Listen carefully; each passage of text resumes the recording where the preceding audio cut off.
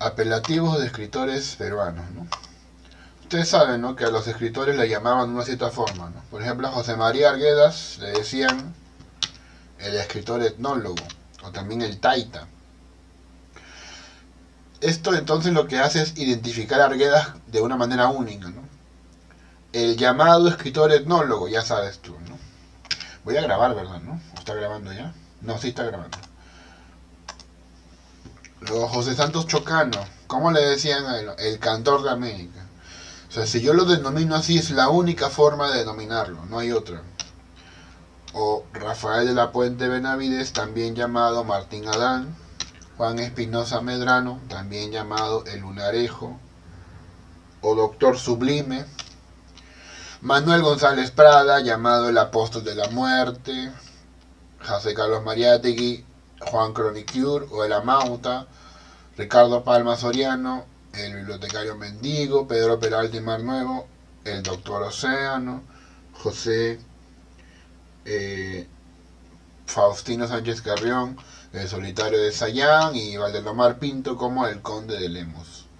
Esto, como te decía, era para que entiendas que existen formas de identificar a un único individuo. A un único individuo, ¿ya? Bueno, entonces ahí tenemos. Eh, Hablábamos de Rómulo, ¿te acuerdas? Rómulo y Remo. Cuando se trata de un existencial negativo, que tiene como sujeto gramatical, en este caso, un nombre, así, Rómulo no existió. La estrategia de análisis es tomar el nombre como una abreviatura de una descripción definida. ¿Ya? Bueno, la descripción definida es justamente la forma de hablar de un individuo, ¿no? Así como te decía, ¿no? Que a Abraham Atelomar le dicen el conde de Lemos, ¿no? El llamado conde de Lemos, ya, esa sería la descripción definida, ¿no? Al que llaman doctor Océano, descripción definida. Al que denominan cantor de América, ¿no? O simplemente el cantor de América, José Santos Chocano, o sea, denomina a José Santos Chocano. Entonces la estrategia que va a hacer Bertrand Russell para no mencionar esto, para no mencionar Rómulo, porque recuerda que en una semántica tradicional mencionar a un objeto es como hacerlo existir. Lo que va a hacer es optar por una descripción definida. Por eso, en vez de hablar, por ejemplo, de Arguedas, vamos a decir el taita. Cuando yo digo ya el taita, ya evito decir que es Arguedas. ¿Entiendes? Y esa descripción definida me evita mencionar cosas que no existen. Yo digo, ¿no?, el llamado bibliotecario mendigo. Si yo hablo así, ¿no? El llamado bibliotecario mendigo. Estoy denominando únicamente ¿a quién? A Ricardo Palma, pero sin mencionar a Ricardo Palma. Y ese es el truco que hace Bertrand Russell. Cuando usamos un nombre como Rómulo, tenemos en la mente, pues, una descripción que podemos usar, indicando cómo se usa el nombre. Esto, en la descripción, da el contenido del nombre, ¿no? Y esto puede cambiar. La descripción puede cambiar de hablante en hablante, de tiempo en tiempo. De tal forma que si decimos Rómulo no existió, lo que queremos decir, según Bertrand Russell, es esto. El X, tal que X era hermano de Remo, fue criado por una loba, fundó Roma, bla, bla, bla, no existió. Entonces lo que decimos es, el X que cumple tales condiciones no existe. Y el análisis más adecuado sería esto. No es cierto que exista un X tal que X tiene la propiedad F, digamos, ser criado por una loba, y para todo Y, tal que Y fue criado por una loba, entonces Y es igual al X inicial. ¿Sí? Este X inicial ya sabes tú que se refiere a Rómulo. En pocas palabras, Russell ofrece una solución a este problema con un mínimo compromiso ontológico. O sea, ya no va a hablar de, digamos, por ejemplo, acá en este caso, ¿no? Orfeo. En vez de decir Orfeo no existe, ¿sí? Ya te repito por qué está mal esto. Porque al mencionar al nombre estás más o menos sugiriendo que existe. Recuerda que nombrar en la semántica tradicional, nombrándolo, de alguna forma ya lo haces existir. ¿De acuerdo? Muy bien. Entonces, en vez de decir Orfeo, ¿qué voy a decir? El esposo de Eurídice. El esposo de Eurídice. Claro, y esta última, en realidad, ¿qué sugiere? Eh, ya no se refiere a un X tal, sino, en este caso, a una descripción definida.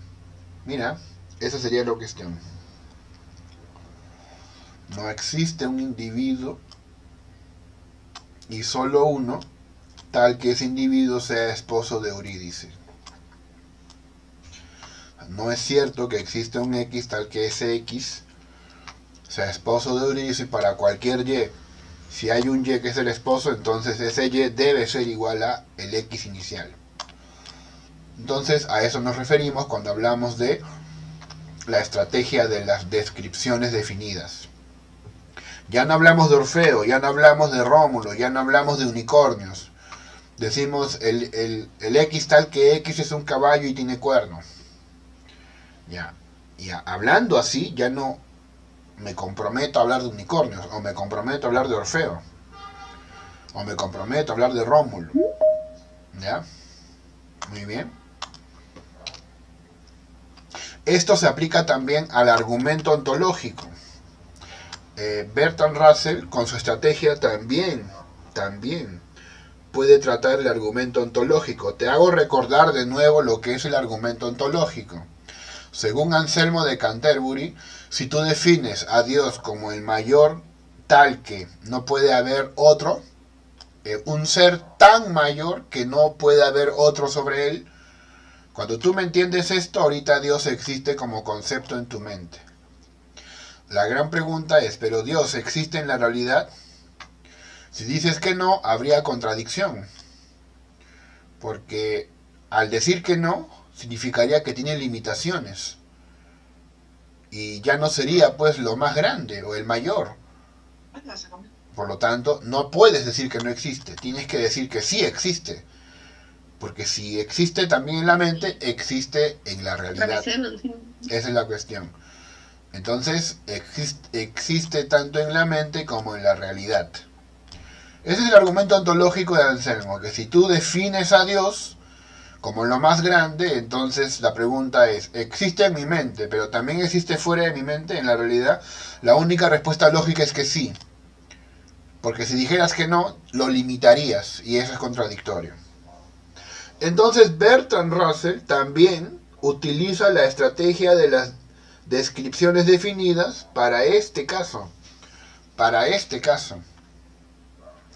La tercera y última paradoja tiene que ver con las entidades inexistentes.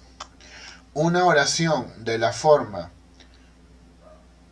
A es P es verdadera o falsa, sí y solo sí, A es P, o sea, tiene la propiedad P, y análogamente, no es cierto que A tenga P, es verdadera, sí y solo sí, A no tiene la propiedad P. Como las entidades ficticias no existen, su forma lógica sería la de acá, ¿no? No es cierto que A tenga la propiedad P. Esa es la única que se podría mencionar. Y esta sería verdadera siempre y cuando A no es P, o sea, no tiene la propiedad P. Así, si A, una entidad ficticia, tiene la propiedad, por ejemplo, de la no existencia, pero para que un objeto X tenga propiedades, es necesario que exista. Y dado que A, la entidad ficticia, tiene la propiedad de la no existencia, justamente aquí se cae en una contradicción, de que A existe. Por lo tanto, A, la entidad ficticia, existe y no existe. Acá está el problema. De nuevo tiene que ver con la mención de un objeto cuya propiedad es no existir. Y Bertrand Russell dice esto. Sí. Obviamente, aquí tienes el argumento de Anselmo, ya explicado de forma lógica, por si acaso. ¿Qué dice Russell? ¿Qué dice Bertrand Russell? Él dice que de su tratamiento de la existencia es que el argumento ontológico en pro de la existencia de Dios es inválido. Fíjate, ¿eh? Este argumento sería inválido. Su primera premisa dice que Dios es aquello mayor que lo cual nada puede pensarse. Es el ser más perfecto, es la primera premisa. Aquello mayor que lo cual nada puede pensarse o es el ser más perfecto, que son descripciones definidas. Por lo tanto, esa premisa entraña lo que el argumento pretende probar. Y asumirlo en la premisa es pedir la cuestión. Claro, ¿entiendes? Cuando tú defines a Dios como aquello mayor que lo cual nada puede pensarse, o Dios como el ser más perfecto, se utilizan descripciones definidas. Y claro, acá se está suponiendo lo que se pretende probar. Pues es como afirmar de entrada que existe un X y que tal tiene tales propiedades. O sea, fíjate, habla de Dios, y luego dice, ¿no? Dios es aquello que es lo más perfecto. Cuando tú hablas de algo y le das encima propiedades, ya estás aceptando que existe, pues, bajo el esquema semántico de Russell, bajo sus parámetros semánticos. Y aquí Russell pues se parece mucho a Frege. Él había mostrado que la existencia no es una propiedad, es decir, no es una propiedad de primer orden, de objetos, es una propiedad de segundo orden. Una propiedad de conceptos, decimos, de conceptos. Decir que existe algún satélite natural de la Tierra es decir que el concepto satélite natural de la Tierra no es vacuo.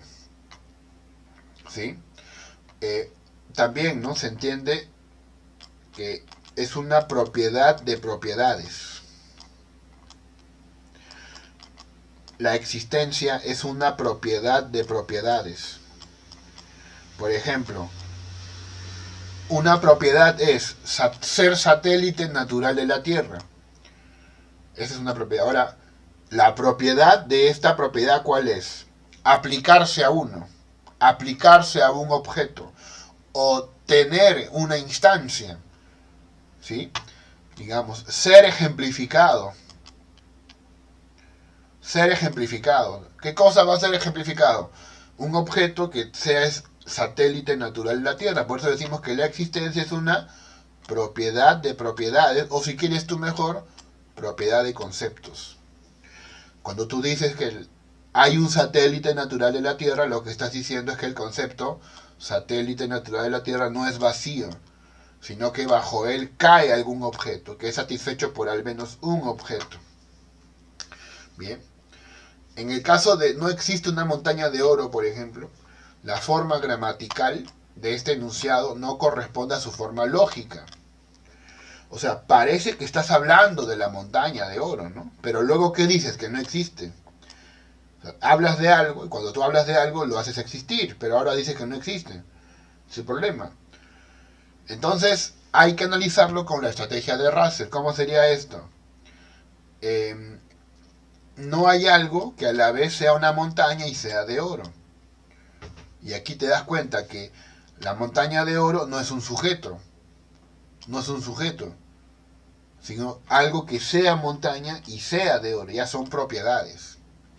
Por lo tanto, un existencial negativo puede ser significativo y verdadero sin comprometer a admitir que se hable de algo que es ficticio, admitirlo en el mobiliario del mundo, entes inexistentes o imposibles. O sea, Bertrand Russell utiliza también esto, por ejemplo, para estudiar, como te das cuenta, el argumento ontológico de Anselmo. De nuevo, para que te quede claro, la forma gramatical de no existe una montaña de oro pareciera ser esta, ¿entiendes? Donde M es montaña de oro y esto sería la negación de la existencia, ¿no? No existe. La montaña de oro tiene la propiedad de no existir. Pero justamente ese es un problema, ¿no? En realidad Russell no lo lee así, lo lee de esta manera. No existe un X tal que X tenga la propiedad M. No es verdad que haya algo que sea montaña de oro. Y aquí ya no estás hablando de montañas de oro, sino de cosas que tengan esa propiedad. No estás diciendo que hay montañas de oro, lo que estás diciendo es que no hay cosas que cumplan con esa propiedad. Y al hablar de esta manera, no te comprometes con montañas de oro. Esa es básicamente la estrategia de Russell. Esto puede parecer raro, ¿no? Que la forma gramatical no coincida con, digamos, la forma lógica. La forma gramatical a veces no coincide con la forma lógica. Pero hay casos donde también pasa lo mismo, mira. Sócrates bebió cicuta y murió. Esto parece una P y Q. Parece, ¿no? Pero no lo es. En realidad es P entonces Q. Porque primero bebe y luego se muere. No puede ser al revés. Luego el pienso, luego existo, que parece una flecha. Pienso, entonces existo. En realidad no es una flecha, es una conjunción. Pienso y existo. Porque tú admitirás pues, que no es que primero tú pienses y después existas, ¿no? Así no funciona este refrán. Este refrán lo que dice es que tú piensas y existes.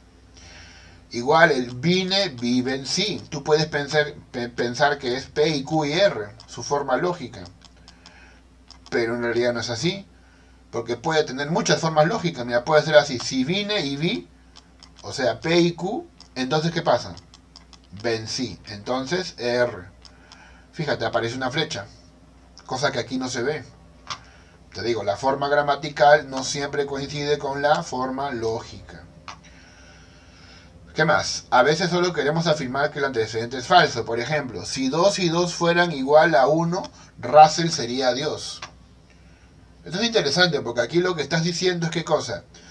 Que 2 y 2 no son igual a 1. Eso es lo que estás diciendo. Pero claro, lo dices de una forma un poco juguetona, ¿no? Si 2 y 2 fueran 1, Russell sería Dios. Obviamente esto no ocurre, o sea, Russell no es Dios, por lo tanto, no es cierto que 2 más 2 sea 1. Es lo que estás diciendo, de forma irónica. La 5 también, aunque seas hijo del rector, no ingresarás a la universidad. Lo que simplemente aquí te está diciendo qué cosa es, que no vas a ingresar. No vas a ingresar. Porque seas o no seas, ¿no? El seas o no seas, P o no P, es una regla lógica, es verdadero. Y cuando el antecedente es verdadero en una condicional, todo aquello se reduce a la condicional. Perdón, al consecuente. ¿Ya? O sea, aunque aquí dice, ¿no? Aunque seas hijo del rector, no ingresarás. Toda esta frase se resume a esto, no ingresarás. Repito, por eso la forma gramatical no siempre coincide con la forma lógica, y esto es muy interesante lo que dice Bertrand Russell cuando aplica su teoría de las descripciones para evitar hablar de cosas y así darles existencia. Y en vez de hablar de Pegasos o montañas de oro o Orfeo, habla de individuos que cumplen propiedades. El individuo tal que cumple una propiedad tal. Y ya no habla ni de Orfeo, ni de Dios o de otro. Ahora bien, con respecto a Dios, Bertrand Russell en realidad tuvo una opinión muy propia, ¿no? Ya obviamente esto saliéndonos de la teoría de objetos inexistentes. Él sostuvo esto que se llama la tetera de Russell, cuando le preguntan sobre el tema de Dios, si él cree en Dios o no. ¿Hay un Dios? Dicen. Y da este ejemplo para que entendamos su opinión. Si yo sugiriera que entre la Tierra y Marte hay una tetera de porcelana que gira alrededor del Sol en una órbita elíptica, nadie podría refutar mi aseveración, siempre que me cuidara de añadir que la tetera es demasiado pequeña como para ser vista aún por los telescopios más potentes. Pero si yo dijera que, puesto que mi aseveración no puede ser refutada, Dudar de ella es de una presuntuosidad intolerable por parte de la razón humana. Se pensaría que con toda razón estoy diciendo tonterías. Sin embargo, si la existencia de tal tetera se afirmara en libros antiguos, si se enseñara cada domingo como verdad sagrada, si se le instalara en la mente de los niños, en la escuela, la vacilación para creer en su existencia sería un signo de excentricidad, y quien dudara merecería la atención de un psiquiatra en un tiempo iluminado o la del inquisidor en tiempos anteriores. ¿Qué está diciendo Bertrand Russell entonces? Que si tú dices algo tan absurdo que hay una tetera voladora en el espacio, solamente que no se puede ver, claro, no, es imposible ser vista ya, pero hay una tetera voladora en el espacio. Y como nadie me puede refutar, debemos aceptar que existe. La gente pensaría simplemente que estoy tonto, ¿no? Que estoy diciendo tonterías.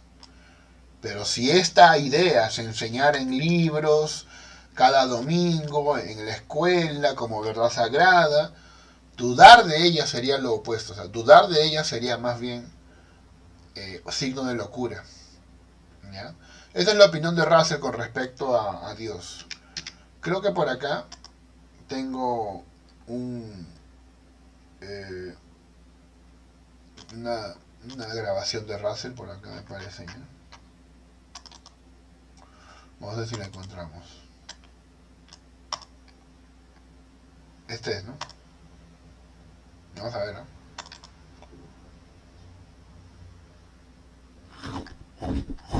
Why are you not a Christian?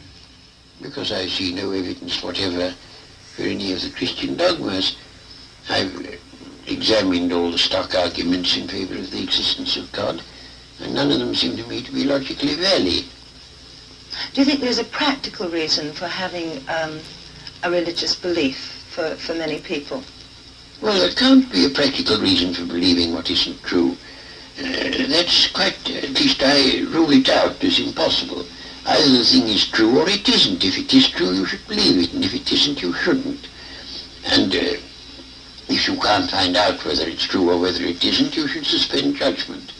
But you can't, it seems to me, a fundamental dishonesty and a fundamental treachery to intellectual integrity to hold a belief because you think it's useful and not because you think it's true.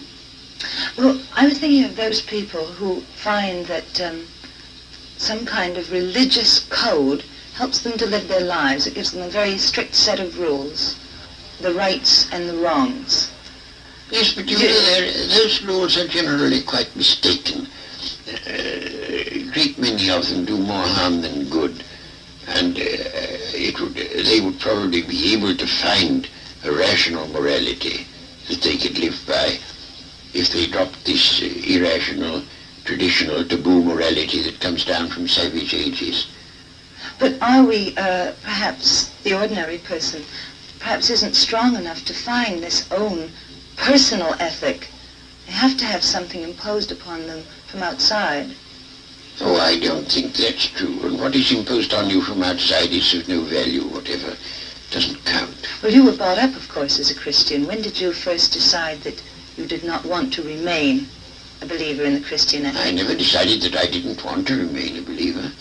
I decided between the ages of 15 and 18, I spent almost all my spare time thinking about Christian dogmas and trying to find out whether there was any reason to believe them. And by the time I was 18, I discarded the last of them. Do you think that that gave you an extra strength in your life? Oh, I don't know. No, I shouldn't have said so. Neither extra strength nor the opposite. I mean, I was just engaged in the pursuit of knowledge. As you approach the end of life, do you have any fear of some kind of afterlife, or do you feel that that is just an impossibility? No, I think that's nonsense. There is no afterlife? None whatever. Do you have any fear of something that is common amongst atheists and agnostics who have been atheists or agnostics all their lives, who are converted just before they die to a form of religion? Well, you know, it doesn't happen nearly as often as religious people think it does. Because religious people, most of them, think that it's a virtuous act to tell lies about the deathbeds of agnostics and such. As a matter of fact, it doesn't happen very often. Ahí está. Palabra de Bertrand Russell. Te alabamos, Señor. Bueno, aquí yo tenía otro de Russell. No sé si está por acá. Aunque es más que todo una opinión. A ver, ¿estará por acá tal vez?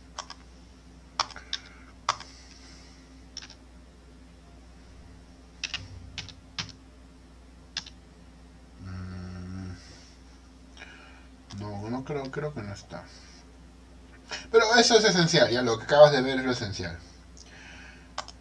Ya la opinión de Russell sobre Dios, ¿no? Dios, para él, bueno, él duda de la existencia de Dios. Él dice lo siguiente: yo creo que cuando me muera me pudriré y nada de mi ego sobrevivirá. No soy joven y amo la vida, pero no estoy dispuesto a temblar de terror ante el pensamiento de mi aniquilación. La felicidad no es menos verdadera porque tenga que acabarse, ni tampoco el pensamiento y el amor pierden su valor porque no sean eternos. Bertrand Russell, ¿por qué no soy cristiano? Y si hubiera un Dios, creo que sería poco probable que tuviera tal vanidad de ponerse incómodo como para sentirse ofendido por aquellos que dudan de su existencia. O sea, si existiera, ¿no? Si existiera, o sea, sería tan vanidoso de estar preocupado por si los humanos pensamos que existen o no. Si existieran. Entonces, Bertrand Russell es ateo y él lo combate de forma filosófica. Por ejemplo, él dice que lo más importante en la vida es la razón y la lógica. Por lo tanto, las afirmaciones religiosas no tienen sentido, no se pueden verificar. Por eso rechaza la existencia de Dios, como también la inexistencia de Dios. Eso quiere decir que criticaba las pruebas clásicas también, elaborada por filósofos como Anselmo, el argumento ontológico, y también las de Tomás de Aquino. Para él no eran convincentes, no daban una base sólida. Defendía él la ciencia, defendía el método científico. Para él la ciencia era una razón fuerte para cuestionar la religión.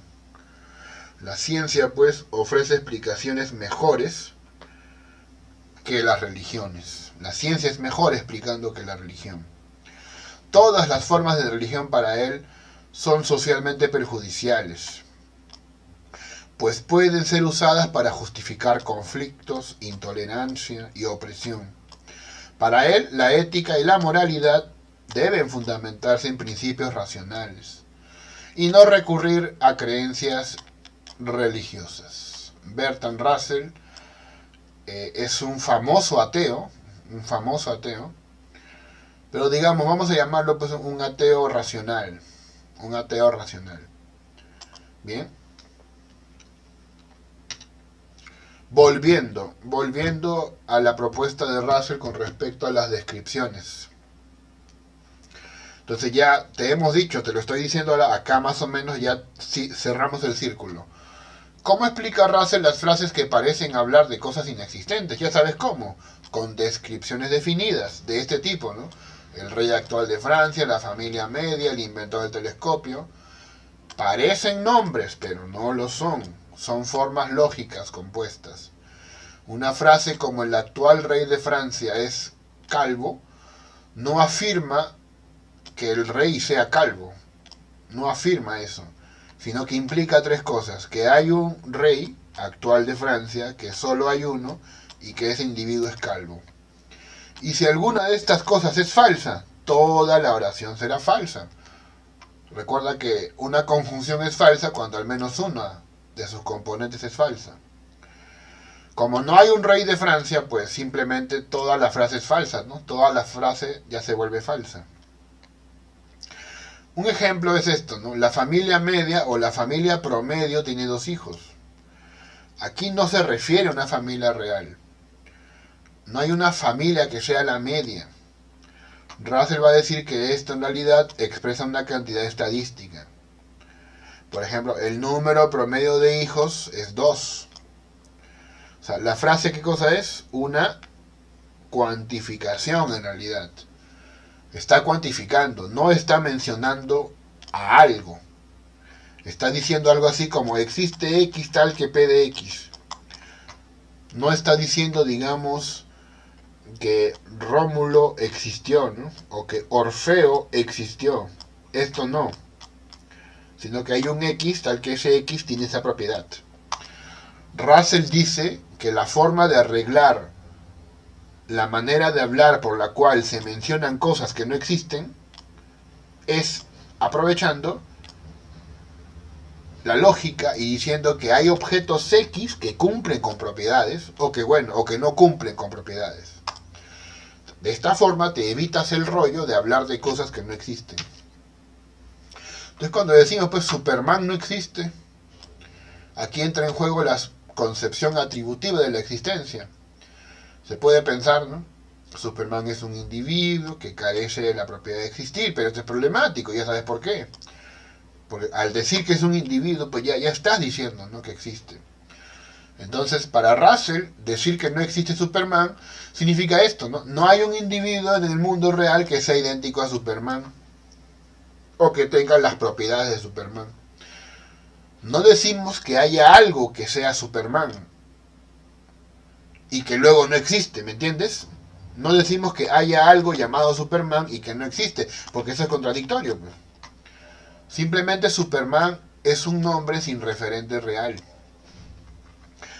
El caso del planeta Vulcano también es interesante. En el siglo XIX se propuso la existencia de un planeta llamado Vulcano para explicar pues irregularidades en la órbita de Mercurio. Pero claro, tal planeta no existe. Vulcano es una historia muy interesante, ¿eh? Se pensaba que Vulcano generaba irregularidades con Mercurio. Esto lo puedes investigar en Historia de la Ciencia. Pero luego no hubo tal cosa, ¿no? No existía tal cosa. Ese planeta nunca existió. Entonces, Russell, ¿qué opina, no? Que si Vulcano fuera un nombre genuino, entonces habría sido un nombre sin referente. Pero usarlo como si refiriera a algo real sería un error lógico. No hay que inventar un planeta inexistente. Simplemente entendemos que en este caso particular la descripción falló. Entonces ya va quedando claro lo que es la existencia, según la lógica, ¿no? Ustedes están llevando un curso de metafísica, estamos analizando la existencia, temas metafísicos, usando la lógica para ello. Existir, ¿qué cosa es? Según la lógica, no es una propiedad. La existencia, olvídate, no es una propiedad. Eso ya tienes que estarlo aprendiendo. La existencia se expresa con cuantificadores, ¿no? Es una propiedad de propiedades, como te decía. Es una cosa más bonita, ¿no? Llamarlo así. O si quieres, una propiedad de conceptos, ¿no? Como decía Frege. Cuando decimos que George Bush existe, lo que queremos decir es esto, ¿no? Hay al menos un X tal que ese X es idéntico a George Bush. No significa que el objeto Bush tiene la propiedad de existencia, sino que hay algo en el universo que corresponde a ese nombre. Con esto que hacemos, ya no hablamos de que existir sea una propiedad. Ya no decimos que objetos abstractos, digamos, objetos abstractos, como George Bush, esté en otro plano. Solo se afirma que hay un X en el dominio del discurso que satisface la descripción ser George Bush. Bien. En vez de postular una propiedad de existencia, se usa el cuantificador existencial. Se afirma que hay algo en el dominio del discurso que cumple una cierta condición. ¿De acuerdo? De repente el objeto acá, el ejemplo de George Bush puede ser un poco confuso porque este señor de verdad, o sea, tuvo ¿no? ¿cómo te explico? Fue presidente, ¿no? Sobre todo, tanto el padre como el hijo. Eh, pero podemos hablar pues de algo que de repente esto, ¿no? Esto ya puede ser, ¿no? Atahualpa. Ya me queda mejor, ¿no? Con Atahualpa. Claro, Atahualpa no decimos que sea ficticio, pero ya se murió, ¿no? O sea, a eso voy, ya se murió. Existió, pero no estoy diciendo de que existió, estoy diciendo que Atahualpa existe. Claro, entonces hay un problema, ¿no? No decimos que Atahualpa tenga la propiedad de existencia, sino que hay algo que corresponde a esa persona. No se dice que un objeto como Atahualpa, ¿no? Que ya no existe, que bueno, ya voy a poner que ya murió, esté en otro plano, ¿ya? Esa es la cuestión. Solamente se dice que hay un X en el dominio del discurso que satisface la descripción ser Atahualpa. ¿Está? Con Atahualpa es mejor el ejemplo porque, bueno, como te decía, George Bush, tú has conocido, ¿no? Al gobernante hijo, ¿no? Que también se llamaba así que y que todavía existe, ¿no? Por lo tanto, el ejemplo puede ser malo, ¿no? En realidad George Bush ya falleció, ¿no? George Bush padre, se entiende. Entonces ya sabes, en pocas palabras esto, ¿ya? No digas esto, no digas que existir es una propiedad. La existencia es una cuantificación. En vez de decir, ya, aquí hay que cambiar, ¿no? Que Atahualpa tiene la propiedad de existir, hay que decir que hay un X tal que ese X es igual a Atahualpa. Claro, aquí evitamos comprometernos con existencia no real. ¿Ya? ¿Correcto? Muy bien.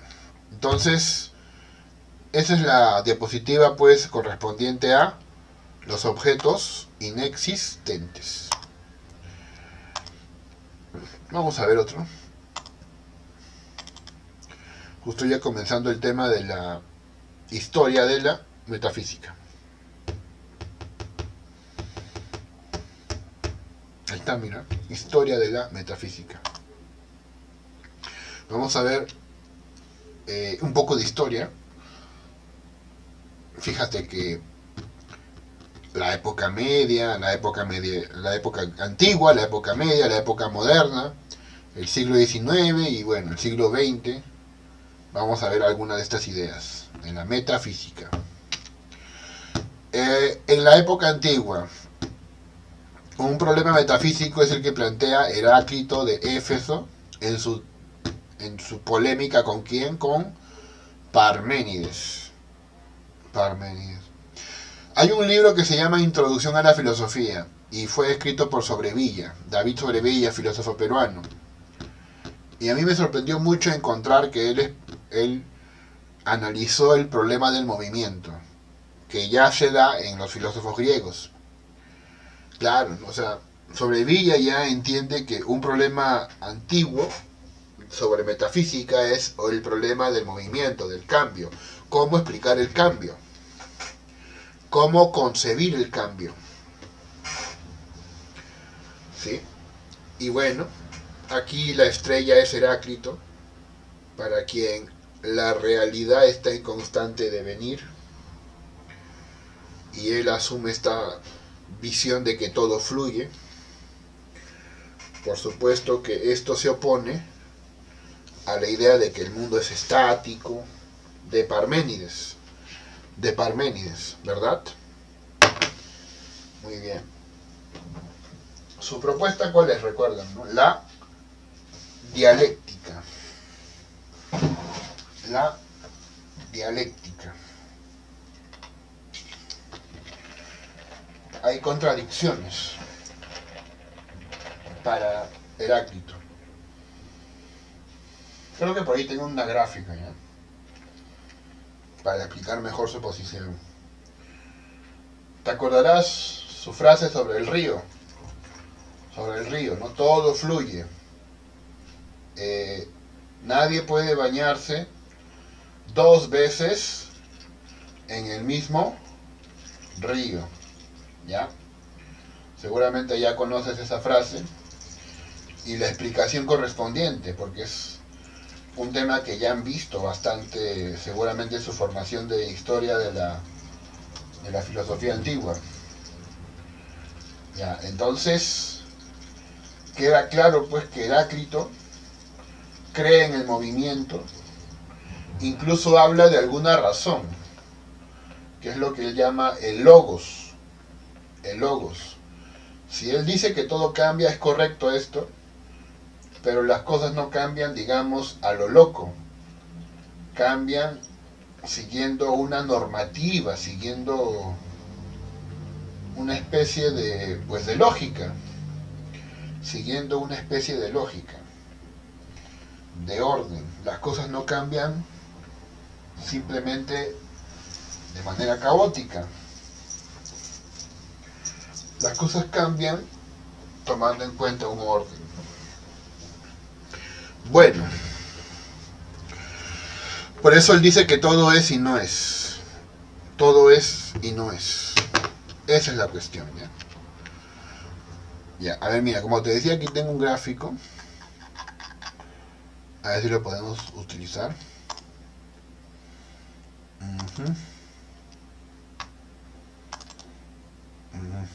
Acá, depende de estar por acá. Acá está.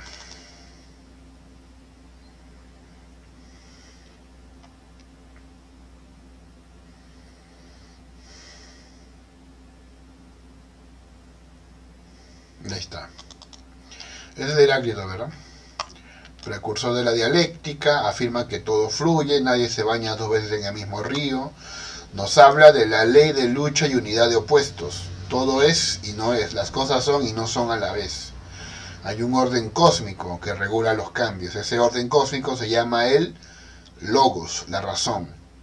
Las cosas son y no son, mira, y él se basa en la vida, ¿verdad? La vida es día-noche, vida-muerte, macho-hembra, lo positivo, lo negativo, lo bueno, lo malo, arriba, abajo, derecha, izquierda, salud, enfermedad, paz, guerra, amor, odio. Por eso decía Heráclito que el conflicto es el padre de todas las cosas. Entonces, es así como ve las cosas ¿quién? Heráclito.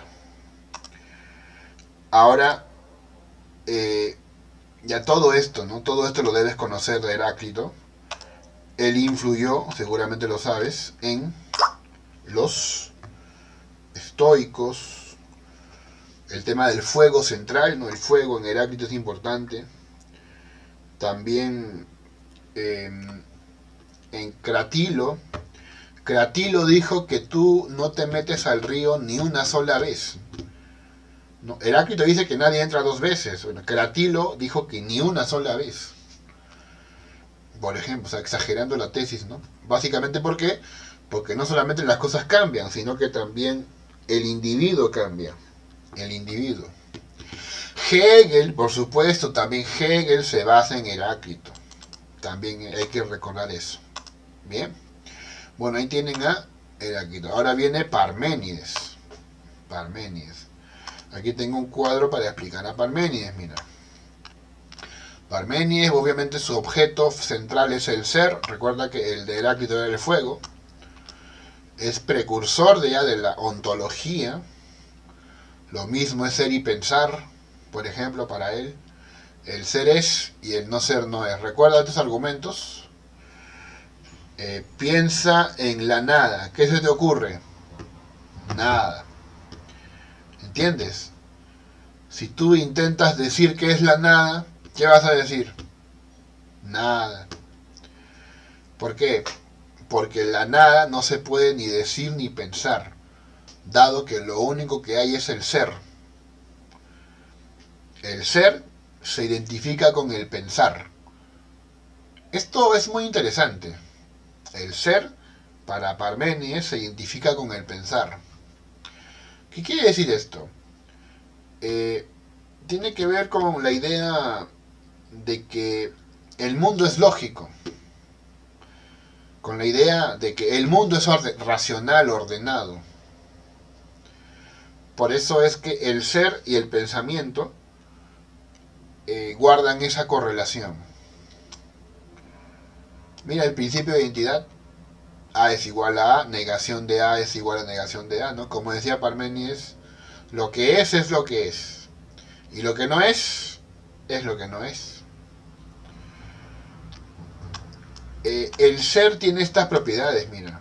El ser está flanqueado por el no ser, pero incluso plantearlo así es un problema, ¿no?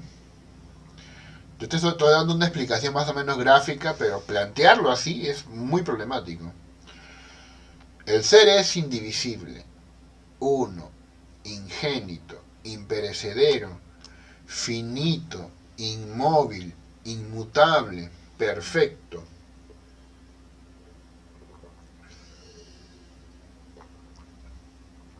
Así es el ser. A ver, un argumento para probar que el ser es eterno. ¿Cómo demuestras que el ser es eterno? Porque el ser no nace ni muere. Porque si el ser naciera, ¿qué pasaría? Si el ser naciera, significa que antes no era. Y después comenzó a ser. Pero eso no tiene sentido. Porque cuando usted dice que antes no era, lo que estás haciendo es darle ser a lo que no es. Por lo tanto, el ser no nació. El ser tampoco puede morir. ¿Por qué? Porque si el ser muriera, ¿qué pasaría? Pasaría de ser a no ser. Y es imposible porque cuando tú dices que pasa a no ser, le estás dando ser a lo que no es. Estás diciendo que existe el no ser. Y como decía Parménides, el ser es y el no ser no es. Por lo tanto, es erróneo que el ser muera. El ser no nace y tampoco muere. ¿Cómo se llama entonces? Eterno. Eterno. Y estos argumentos están basados en la reducción al absurdo. ¿Que utiliza quién? Parménides. Por lo tanto, para él el cambio solamente hay apariencia. No existe el cambio enfocado como el paso del ser al no ser. No existe tal cosa. Lo que existe en realidad es más bien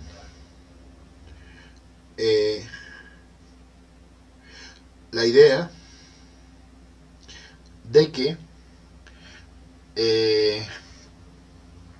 solamente se pasa del ser a otra forma de ser. No existe el paso ni del ser al no ser, ni del no ser al ser. Solamente hay un cambio del ser a otra forma de ser. Pero esto solo se puede entender con la razón, que es la vía de la verdad.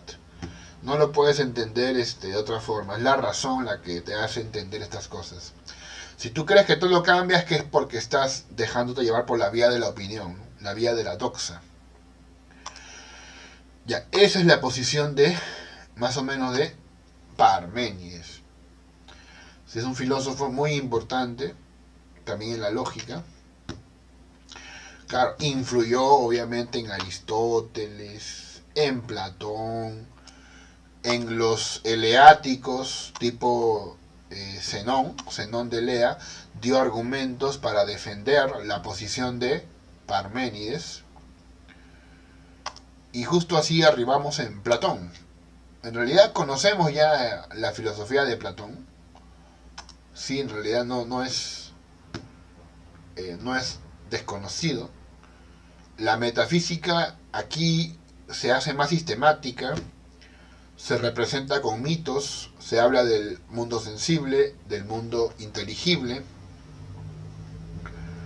se hablan pues de ciertos niveles de la realidad. El mundo sensible ahí está, ¿no? Y el mundo inteligible. Que en realidad ustedes ya comprenden, ¿no? Ya han visto esto de Platón bastantes veces. El mundo sensible lo percibimos, cambia, es una copia, en cambio el mundo inteligible se comprende con la razón, es eterno, inmutable, incluye entes matemáticos, es un modelo o arquetipo verdadero, es la base de la realidad, ¿no? El mundo inteligible, con sus ideas, en Platón.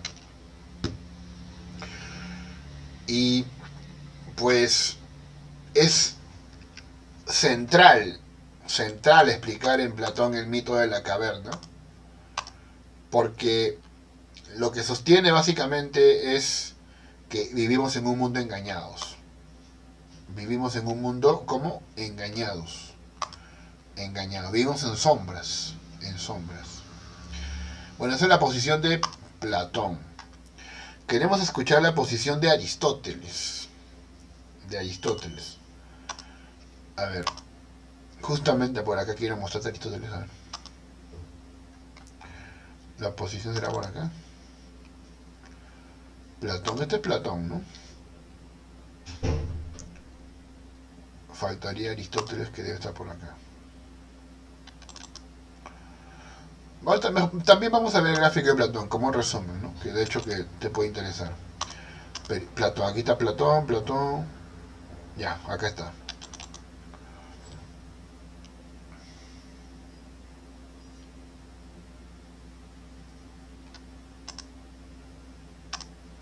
Ahí está. Según Platón de Atenas, por ejemplo, él estudia la teología, o sea, plantea bases teológicas, sostiene que el bien es una idea y es divina, y hay un demiurgo que es un Dios personal que conoce y quiere el mundo. ¿Cómo se organiza el mundo en su cosmología? La materia caótica, que es lo que llaman Jora, o se escribe Chora, suena raro, ¿no? Chora, ¿no? Pero se pronuncia Jora, por lo que sé. La Jora, o la Chora, si quieres, ¿no? Que es la materia. ¿Qué pasa? El demiurgo le pone orden por amor y bondad y genera el cosmos, que son la materia con las ideas. Este demiurgo es un dios hacedor, es artífice, no es creador, genera el mundo. Esto está en su obra de Platón que se llama... tiene un nombre, ¿no? Donde narra estas cosas. ¿Alguien recuerda? ¿En qué diálogo de Platón se habla de estas cosas? Donde se habla del demiurgo. A ver, ¿cómo se llamaría este diálogo? ¿En el Timeo? Excelente. En el Timeo. Ahí plantea estas cositas, ¿ya? Gracias. Bueno, también esto es un poquito relevante. No tiene que ver con metafísica, aunque en parte sí, porque todo se organiza parte de eso en Platón. Hay que recordar, ¿no? El saber sobre lo eterno, perfecto y racional está olvidado en tu alma. Porque tú ya has vivido muchas vidas, entonces conocer es recordar. Y el mundo se organiza de esta forma ascendente. El conocimiento, por lo tanto, también sufre de esta estructura. Primeramente, las sombras de la imaginación es lo que vemos. Eicasia se llama esto. En el ámbito de la doxa también se da la pistis, que ya son la creencia en las cosas. Primero vemos sus sombras, luego las cosas. Luego ya entramos al mundo inteligible, donde queremos escalar la episteme, que es el conocimiento verdadero. Doxa era la opinión.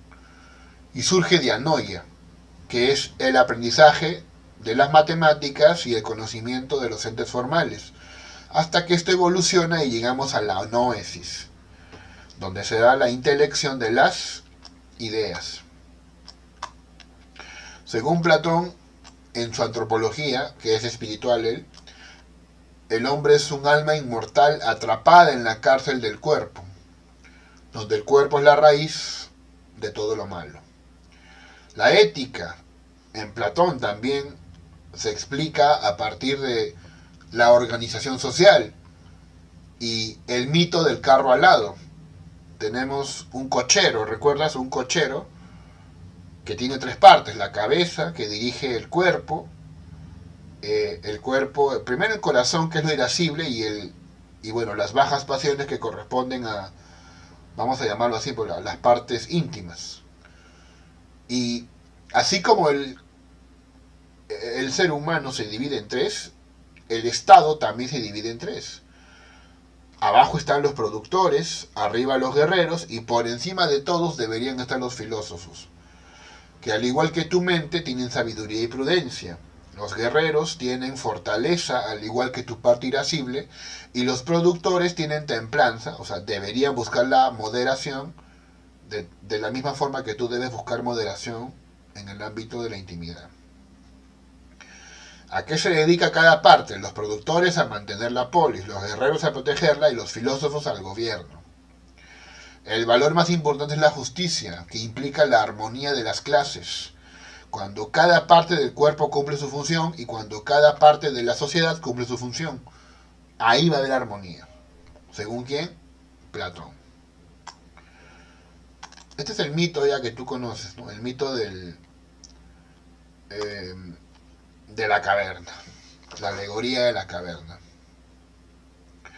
Ya sabes tú que el hombre que es desatado de sus cavernas, de sus cadenas, desencadenado, liberado de sus cadenas, intenta salir al exterior y ve un objeto, ¿verdad? Un objeto y su sombra. Y comprende que su sombra existe porque existe una fogata interna. Va saliendo de la caverna hasta el mundo exterior. De nuevo, en el mundo exterior ve sombras, pero estas sombras ya son de cosas reales. Y entiende que así como la fogata hacía posible una sombra, el que hace posible la sombra es el sol, que es la idea del bien, la idea máxima en Platón. Y bueno, el mundo inteligible, que tiene las mismas características que el ser de Parménides. Y el mundo sensible, que tendría las características del mundo, de la visión del mundo que tiene Heráclito, que cambia, que es temporal, que es imperfecto, que siempre está inestable, que depende de los sentidos, todo eso. Correcto. Ahora explicaremos un poco la propuesta de Aristóteles. Ya, esta es, ¿no?, la posición de Aristóteles.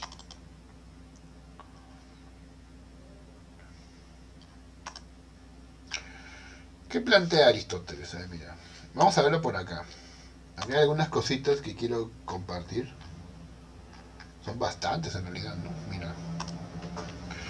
Aristóteles, en su obra Metafísica, da cuenta de varias teorías. Una de ellas es la llamada teoría helemórfica, que es la del acto y la potencia. Y la de las cuatro causas. La de las cuatro causas. Muy bien. Correcto.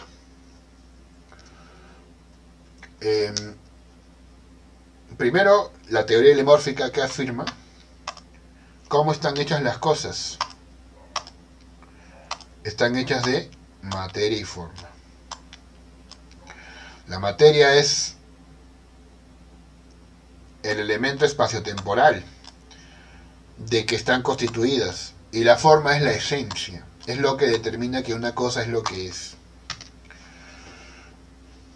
Claro, ¿cuál sería, por ejemplo, la forma del ser humano? La forma del ser humano podría ser su mente. ¿Y cuál sería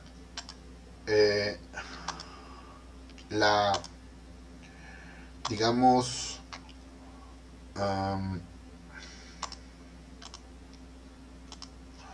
aparte de su materia? Su materia es su carne, sus huesos, su sangre, o sea, de lo que está hecho. Ahora, una pregunta interesante aquí es si el alma puede existir después de la muerte, según Aristóteles. Son preguntas complicadas, pero desde cierto marco teórico se podrían responder, ¿ya? Desde cierto marco teórico, ¿de acuerdo? Muy bien. En una parte de su obra, Aristóteles dice que no hay materia sin forma, ni forma sin materia. No hay cuerpo sin alma, ni alma sin cuerpo. ¿Ya? Por lo tanto, cuando se muere el cuerpo, también se muere el alma. Esa es una opinión que uno puede extrapolar. No obstante, Aristóteles plantea que también existen dos facultades del alma, el llamado intelecto paciente y el llamado intelecto agente. Claro, el intelecto paciente es la percepción, el conocimiento sensorial, y el intelecto agente es lo que nos permite pensar, lo que abstrae los universales. Y justamente Aristóteles sí afirma que quien sería inmortal es el intelecto agente, y el intelecto paciente sí puede morir. O sea, aquello que te permite pensar y que hace posible que tú seas una persona individual, eso es eterno, infinito. Nunca muere. Lo que sí muere es tu capacidad de percibir el mundo, tus sentidos. Bueno, eso lo dice en otro lugar de su obra. Por eso es discutible, ¿no? Al final, para Aristóteles, ¿el alma es mortal o inmortal? Eso depende de más o menos qué tanto conozca su obra en realidad. ¿Ya? Teoría del ser en acto y ser en potencia. Las cosas cambian, pero ¿por qué cambian? Porque pasan del acto a la potencia. Mejor dicho, de la potencia al acto. De poder ser a ser. Por ejemplo, cuando algo se encuentra en potencia, ¿qué quiere decir? Que aún no llega a ser. Que aún no llega a ser. Puede ser, pero aún no llega a ser. Entonces, la piedra de mármol es todavía en potencia una escultura. Aún no lo es. En cambio, en el acto es cuando ya está realizado. Por ejemplo, una escultura del Inca Pachacútec se realiza, ya está constituida. Esa es la diferencia entre acto y potencia. Puede ser y que ya es. ¿Sí? ¿Correcto?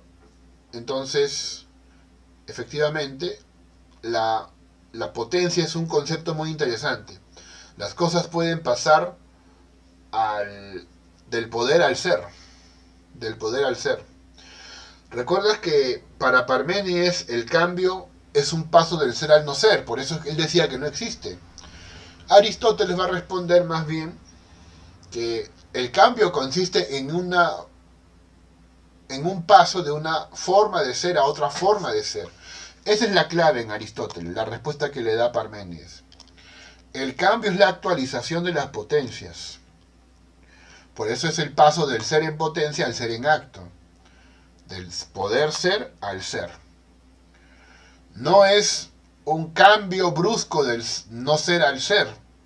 No. Es actualizar lo que ya existe. Lo que ya existe en potencia. Por ejemplo, el adulto está ya contenido en el bebé. Es la idea, ¿no? El adulto como programa ya está contenido en el bebé. Por eso su transformación no implica convertirse en algo que no es, sino en llegar a ser. No es convertirse en algo extraño o en dejar de ser. Transformarse en un bebé a adulto no es dejar de ser, es realizarse, realizar nuestras potencias. Muy bien. Ahí está la respuesta que le va a dar a Parménides. ¿Quién? Aristóteles. Es aquí donde suelo mencionar el famoso problema de la paradoja del huevo y la gallina. ¿Quién fue primero? ¿El huevo o la gallina? Es problemático, ¿no? Porque a veces decimos que el huevo fue puesto por una gallina o que la gallina sale del huevo. Y es justamente lo que podemos decir. Un huevo en acto es un huevo, pero en potencia sería una gallina. Para entender esto se habla de la entelequia, que significa algo así como perfección. Un niño en potencia puede ser un médico, aunque también puede ser un narcotraficante, pero obviamente no es su entelequia. Ser narco no es su entelequia, su perfección. Su perfección es ser un médico, tal vez. Y esto nos ayuda a entender que la perfección de un huevo es convertirse en gallina. ¿Sí? O sea, el huevo también puede convertirse en tortilla, digamos, ¿no? Pero no es su perfección. Por sí mismo, su perfección es ser gallina. Y al revés no funciona. O sea, la perfección de la gallina no es ser huevo. La gallina pone huevos, no se convierte en huevo.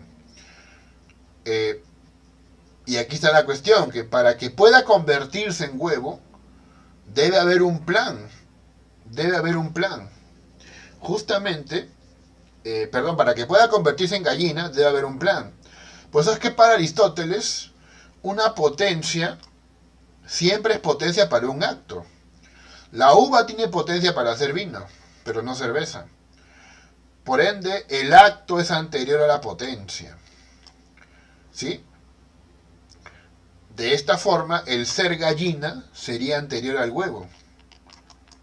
¿Sí? Claro, el acto es anterior a la potencia. Ser gallina sería antes que el huevo. El problema es que también, ¿no? Desde un punto de vista distinto, el huevo sería lo primero. Desde otro punto de vista, el huevo es lo primero porque, digamos que el huevo se convierte, ¿no? Se convierte en gallina. Pero como te acabo de explicar, para que eso pase es porque la gallina está de alguna forma contenida en el huevo, como potencia. Por eso, acá hay un problema abierto todavía, ¿no? La ciencia actual dice que primero fue el huevo. La ciencia actual. Más o menos le están dando mayor enfoque al huevo, pero obviamente Aristóteles no conocía estas cosas. Aún así, este problema es muy valioso de ser estudiado. Teoría de las 4 causas. También lo conoces. Las 4 causas. ¿De qué está hecho algo? ¿Qué cosa es? ¿Quién lo hizo? ¿Y para qué? ¿De qué está hecho algo? Bueno, esto es como la materia. ¿Qué es? Es la forma, materia y forma, materia y forma. Por ejemplo, de un edificio, su materia, ¿cuál sería? Pues hormigón, madera, acero. Y la causa formal, ¿cuál sería la causa formal de un edificio? Su plano, el plano que guía su construcción. El plano que guía su construcción. Podemos decir que esa es su causa. ¿De qué tipo? Su causa formal. Causa eficiente significa quién lo hizo, el origen. De un edificio, ¿cuál es su origen? Bueno, los constructores. ¿Y causa final para qué? ¿Para qué está un edificio? ¿Para qué crees tú? Pues para vivir ahí de repente, o para estudiar, para algo. Esas son las teorías de las 4 causas. A ver, ya, justo estas 2 últimas diapositivas, ¿ya? Y dejaremos Plotino de repente para la siguiente sesión. Muy bien. Esto es interesante. Vamos a ver si lo comprendemos, ¿ya? A ver, vamos a pedirle a los compañeros que están acá. De repente Heidi. Heidi, ¿me escuchas?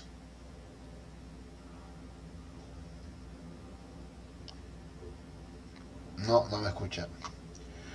A ver, ¿me escucha Ariana? ¿Profesor, me escucha? Sí, te escucho. Dime, Sí. ¿te puedo pedir un favor? ¿Puedes leer esta diapositiva? Sí. A ver, te escuchamos.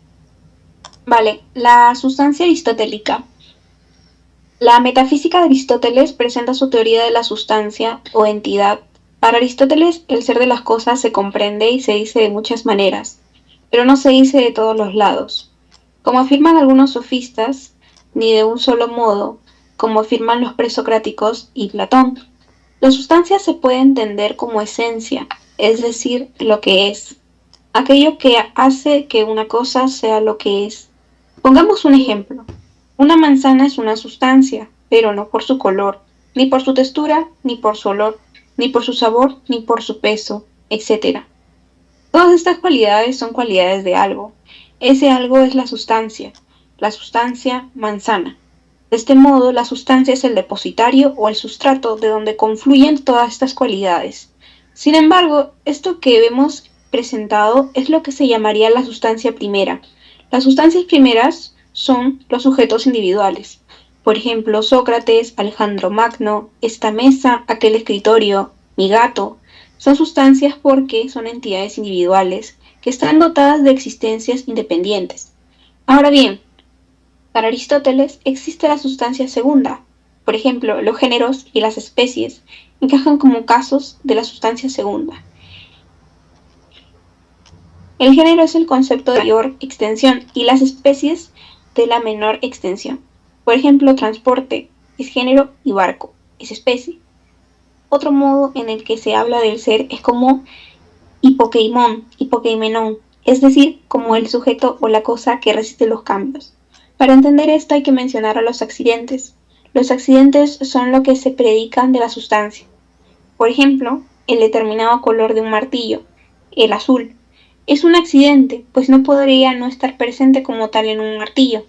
Es decir, el martillo podría no ser azul y aún así seguiría siendo un martillo. Pensemos en una paradoja muy antigua para comprender este asunto. Hasta ahí.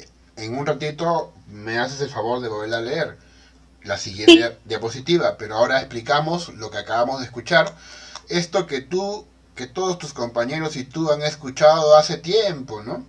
El ser se dice de muchas maneras, ¿ya? El ser se dice de muchas maneras. Eh, por ejemplo, como esencia, esa es la primera, ¿no es cierto? Lo que hace que una cosa sea lo que es, ¿sí? Ahí está. Esa es una de las primeras formas de hablar. Muy bien. Por ejemplo, hablamos de la esencia de la manzana. La esencia de la manzana. Por ahí, buscando la esencia, llegamos al concepto de sustancia. ¿Y qué sería eso? El depositario donde confluyen las cualidades. Entonces, tenemos la sustancia primera, que es, como te decía, el depositario de las propiedades. Pero también habría sustancia segunda. En Aristóteles existe la sustancia segunda. Y es cuando vemos la distinción entre géneros y especies. Claro, el género es un concepto amplio y la especie es un concepto menor. Es decir, la sustancia segunda se vincularía con lo que se llama la definición. La sustancia primera es aquello que, vamos a decir, tiene cualidades. Recuerda, no es que sean las cualidades, sino la sustancia es lo que tiene cualidades. Y también se habla de la esencia. ¿Cómo es la esencia? Lo que hace que las cosas sean lo que son. Entonces aquí tienes ya dos, aquí tienes ya tres formas de hablar del ser. Y la última que he mencionado es el hipokeimenon. El hipokeimenon. ¿Qué es esto? Lo que resiste a los cambios. El sujeto que resiste a los cambios. Claro, así, justamente la paradoja que se va a mencionar, ¿no? Ahorita. El hipokeimenon tiene que ver acá con aquello que, a pesar de los cambios, sin embargo, se mantiene. Por ejemplo, un ejemplo pues podría ser bastante obvio. ¿Qué te parece la vida humana? Pues el ser humano, cuando es niño, cuando es joven, cuando es viejo, cambia su piel, cambia su olor, cambia su salud incluso. Pero, ¿qué pasa? se mantiene siendo humano. Más o menos el ejemplo va por ahí. La paradoja que ahorita nos va a hablar Ariana se le conoce como paradoja de el barco de Teseo, si no me equivoco. Así es. A ver, por favor, a ver si lo puedes volver a leer, Ariana. Bien. La paradoja del barco de Teseo plantea una cuestión interesante acerca de la persistencia de la identidad. Imaginemos que tenemos un barco donde viajó el mítico héroe Teseo, que se enfrentó al Minotauro. Llamemos a este barco. A este barco, conforme pasa el tiempo, se va deteriorando y algunas de sus piezas van siendo reemplazadas una tras otra. De repente, juntando todas las piezas originales y viejas, armemos otro barco al cual llamaremos B. La pregunta problemática es, ¿cuál es el barco original de Teseo? Este problema puede ser resuelto de muchos modos. Por ejemplo, si basados en Aristóteles distinguimos entre cambio sustancial y cambio accidental, podremos afirmar que el barco A no ha sufrido un cambio sustancial, pues sigue manteniendo su esencia, sino tan solo ha sufrido cambios accidentales, pues dichos cambios no han sido afectados drásticamente. Así, si el barco se hubiera incendiado o se hubiera convertido en una casa, entonces hubiera dejado de ser un barco. Pero al ser cambiado pieza por pieza, sigue manteniendo su esencia. Del mismo modo que un niño cambia con el tiempo, pero, aunque pase a ser adulto, sigue manteniendo su identidad. Por ende, el barco A mantiene la esencia original del barco tanto como el barco B, aunque debemos afirmar que esta es una extrapolación discutible y polémica. Ahora bien, volviendo al punto, podemos afirmar que la sustancia, el ser, es lo que resiste a todos los cambios accidentales. Por ejemplo, somos el mismo individuo, a pesar de que nuestra apariencia varíe con el transcurrir del tiempo. La sustancia, el ser, es lo que permanece a través de todos los cambios y lo que nos permite afirmar que un individuo sigue siendo el mismo a través del tiempo. También, la sustancia, el ser, puede entenderse como orismos, es decir, como definición. Una definición debería indicar el género al que pertenece algo y la diferencia específica que la distingue de otras especies. Debemos considerar que un género puede tener varias especies. Por ejemplo, hay varios signos de puntuación tales como la coma, el punto y coma. A la característica esencial que permite distinguir una especie de otra se le llama diferencia específica. Pensemos en este caso. ¿Cómo definimos la coma? La coma es un signo de puntuación que indica una pausa breve en un escrito. Lo anterior es un ejemplo de definición. Finalmente, la sustancia, el ser, puede entenderse como sí, no long. Eso es la conjunción de la materia y la forma, es decir, el compuesto ilemórfico que ya hemos visto más arriba. Muchas gracias. Aquí tienes entonces la paradoja del barco de Teseo para explicar la distinción entre cambios esenciales y cambios accidentales. Lo que resiste los cambios accidentales es lo que se llama la sustancia. La sustancia. Entonces, es interesante, ¿no? Luego que también se habla de la definición, la materia y la forma, es otra forma de hablar del ser. Y bueno, entonces esta es la famosa teoría, ¿no? de la sustancia en Aristóteles. Es una teoría que va a traer cola. Va a traer bastante cola en la época medieval. Se va a pues llenar de ideas esto. Pero en la época moderna va a ser más peligrosa, o polémica, cuando entra la ciencia en el escenario. Sí, pues porque la ciencia también se nota que rescata algo importante del mundo. Y ahí es cuando ya comienza a haber un poco más de intereses de los empiristas en definir cosas como sustancias, ser y esas cosas. Bien, para poderle dar más cabida a la ciencia, o en todo caso volver a la filosofía más científica.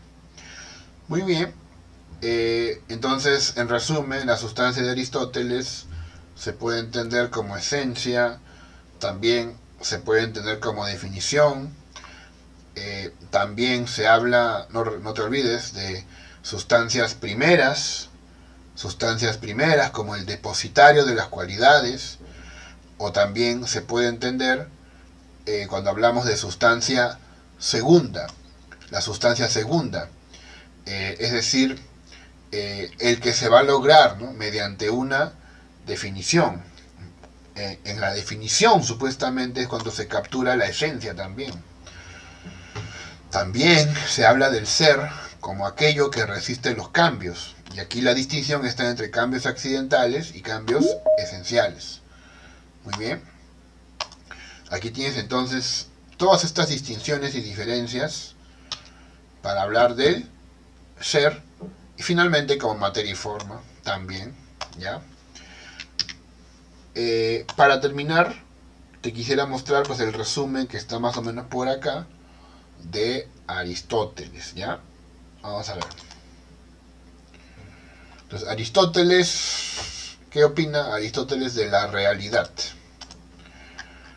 Bueno, él tiene un enfoque más científico de las cosas. Las ciencias las clasifica en tres: teóricas, como matemática, física, metafísica; prácticas, economía, ética, política; y las productivas o poéticas, como retórica, medicina, tragedia. Aquí también estaría la música. Justo su primera propuesta metafísica, que la sustancia está hecha de materia y forma. La sustancia está hecha de materia y forma. Es justamente lo que se llama el sínolon, ¿verdad? Lo que está acá, el sínolon. Es una forma de hablar del ser, ¿no? El ser se dice de muchas maneras. Ya, esta es una manera de hablar del ser. No hay materia sin forma, ni forma sin materia. Luego está el movimiento, teoría del movimiento, cómo se mueven las cosas, porque pasan del poder ser al ser. Buscando qué cosa, la perfección, la entelequia. Luego existen causas de las cosas. ¿Por qué ocurre lo que ocurre? Tienen 4 causas las cosas. De que está hecho algo material, que es la formal. Es aquí donde está otra forma de hablar del ser. ¿Cómo? Aquí vemos que es como sustancia segunda. ¿En qué sentido? Porque se busca la definición. La distinción entre sustancias primeras y sustancias segundas. La sustancia segunda está vinculada a la búsqueda de la esencia mediante la definición. Y la sustancia primera, como te decía, era la que recibe las cualidades, el depositario de las cualidades. Bien. Causa eficiente, ¿quién lo hizo? Y causa final, ¿para qué se hizo? Políticamente, según Aristóteles, el hombre es un animal racional, político y social, que por naturaleza se junta en sociedad, respeta la constitución, que tiene leyes, vive en una polis, y los que viven fuera de la polis, que son bárbaros. Bárbaros. Esta concepción política es la que llegó acá, pues, a Sudamérica. Por eso es que se veía a nuestros antepasados, los indígenas, los descendientes del Inca, como esclavizables e inferiores. Luego tenemos, ya para acá, cómo organiza el universo Aristóteles. Por acá.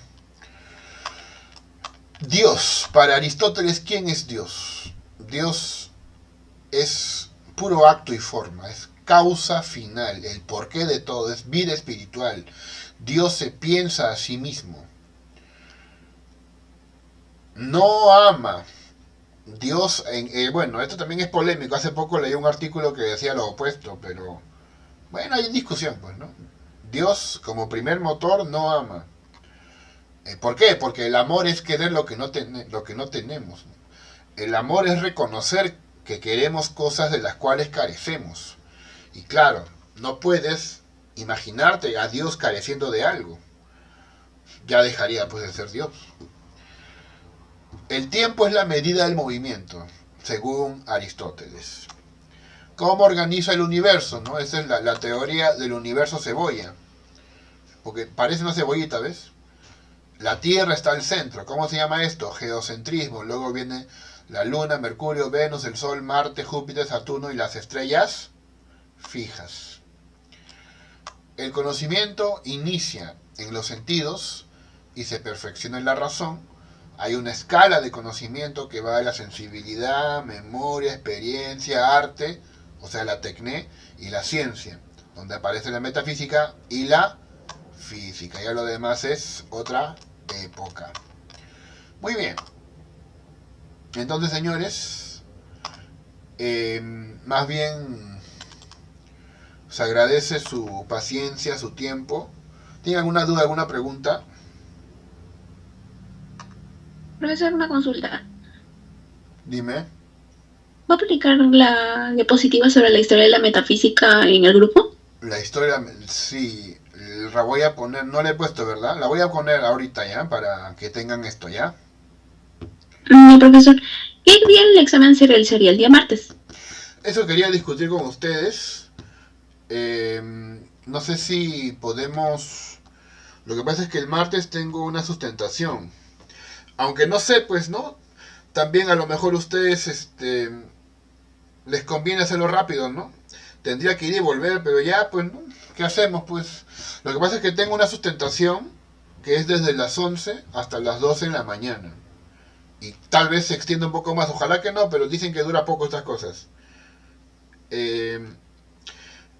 Entonces, yo pues, tendría que regresar a mi casa. Si termina a las 12, cosa que dudo ya, pero si termina a las 12, llegaría a mi casa a la 1, digamos, ¿no? Y esperaría unas 4 horas, ¿no? Hasta que sean las 5 y luego vuelvo acá, ¿no? A tomarte tu prueba. Esa es una opción, ¿no? Para la prueba. Luego, bueno, el viernes tenemos normal, ¿no? La sesión. Ustedes me dirán, ¿no? Sí, profe, de una vez la prueba, o también la podemos mover, ¿no? Pero tú sabes que la prueba es para marcar, ¿no? No sé, ustedes dirán. Obviamente, pues yo me tengo que mover, pero ya, pues, hay que moverse, digamos. ¿Prefieren que sea de una vez? Dime. En todo caso, yo estaría dispuesta, si le parece más cómodo a usted, poder mover la fecha, ¿no? Podría ser, ¿no? No sé qué opinan mis otros compañeros. Claro. Si ustedes quieren mover la fecha o prefieren, no, profe, una vez ya, porque yo quiero avanzar rápido, no lo sé. Eso pregunto, ¿no? Obviamente, ese día pues tampoco habría sesión, ¿no? Esa es la cuestión, ¿no? Prefiero mover la fecha, ya, listo. Bueno, hay dos contra dos. Ya, yo también voto a favor de que se muevan, ya, 3 contra 2, le ganamos a los demás. Ya, listo. Entonces, el martes no habría sesión, ¿ya? Yo le comenté esto a Maurtua, pero mejor ustedes vayan, así como si yo no hubiera dicho nada, ¿no?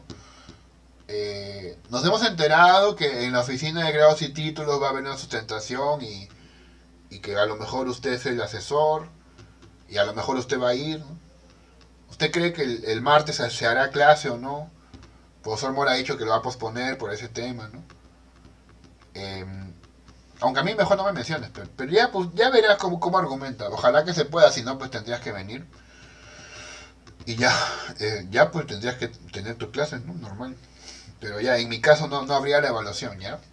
Solamente hasta la siguiente semana. ¿Sí? ¿Profesor, pero sí va a haber clase? No, o sea, sería pues para que tengan ustedes ese tiempo libre y aprovechen y repasen. Ah, entiendo. Claro, sí, sería la propuesta, ¿no es cierto? Entonces, así quedamos. Quedamos en que esa fecha la movemos para la siguiente semana, el martes próximo. Ya junio, mira, ya se acabó el mes, ¿no? ¿O no? A ver, déjame ver. No, sí, ¿no? El 3 de junio sería ya. Muy bien, señores. Entonces, más bien gracias. Se cuidan mucho. Nos estamos viendo, ¿ya? Y les vaya bien, ¿eh? Ya, gracias. Chao. Que les vaya bonito, ¿ya? Nos vemos. Gracias. Hasta luego, profesor. Nos vemos. Chao.